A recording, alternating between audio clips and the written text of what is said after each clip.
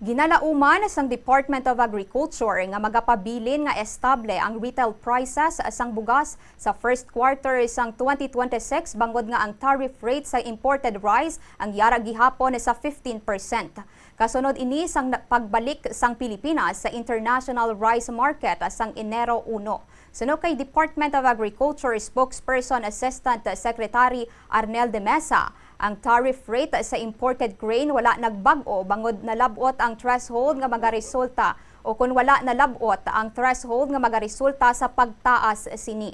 Bangod mas manubo ang presyo sang ginabakal nga imported rice, nagapabilin sa 43 pesos kada kilo ang ginapatuman nga retail price. Ginapasiguro naman sang Department of Agriculture nga hindi magnubo ang farm gate price sang palay nga 17 pesos kada kilo para sa basa kag 21 pesos o kon 21 pesos naman para sa mala. Bombo Foreign Exchange Update is brought to you by Quinbank Business Banking. Ini nga exchange rate ang ginbase sa closing transactions ang Bankers Association of the Philippines o KONBAP kag sa Bangko Sentral ng Pilipinas kahapon sang hapon. Magabalik ang transaksyon subong nga aga.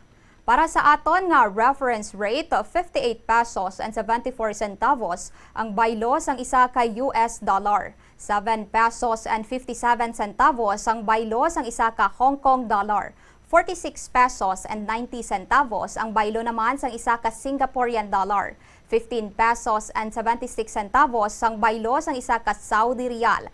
Kag 71 pesos and 14 centavos ang baylo sang isa ka Euro.